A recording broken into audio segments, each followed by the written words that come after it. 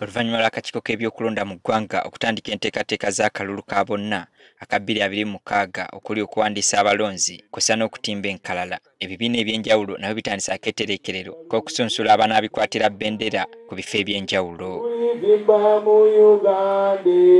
Olwaleero ekibiina ki NUP nga kiyita mu kakiiko kaakyo ak'ebyokulonda ka Electoral Management Center kitandise okufuna okusaba eri abeegwanyiza ebifo by'obukulembeze ku mitendera egy'enjawulo. Enteekateeka eno yakutandika n'ababaka ba Parliament n'abakulembeze ba gavumenti ez'ebitundu. Tubawadde omukisa wiiki zisukka kumpi mu 3. Tubasaba buli omu aleme kwekwasa nti nze bansibirayo.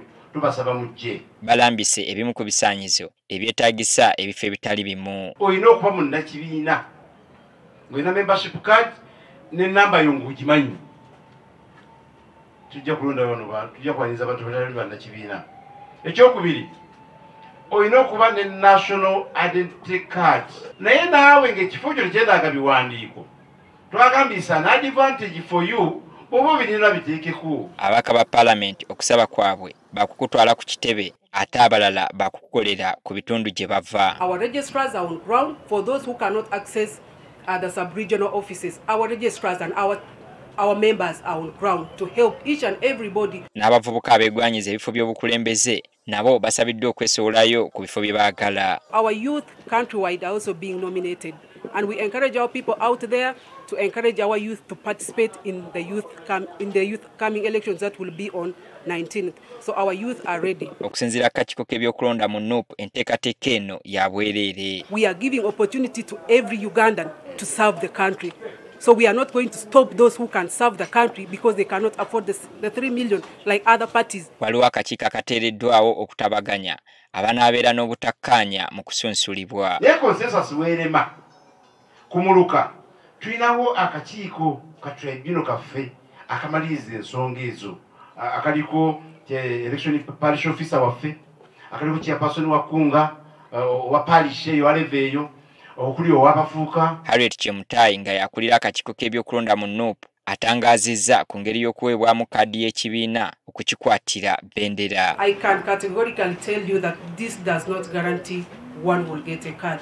It is just a process that is starting, and we shall be communicating to you in due course what will be following, including our vetting process. Akutidde bannakibiina okwettanira ebifo by'obukulembeze byonna okuviira ddala ku byalo. To take up all those positions, we are going to fight NRM. And how do we fight this?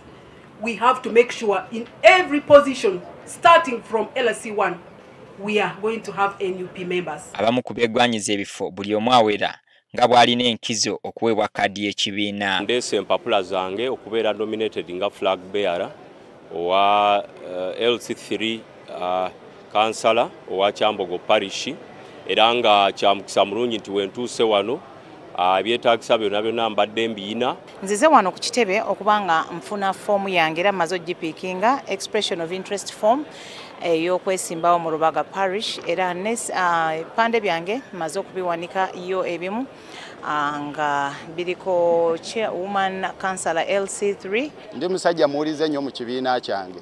Senga baba tebampadde kaadi era nze sobola kuvuganya kibiina kyange kubanga mu luutu eri eyasooka sasooka tunuulira kaadi nasooka kubeera nga nzimba kibiina era mu luutu eyasooka sajja. Okusinziira ku kakiiko enteekateeka eno yakukomekerezebwa nga 23 omwezi guno.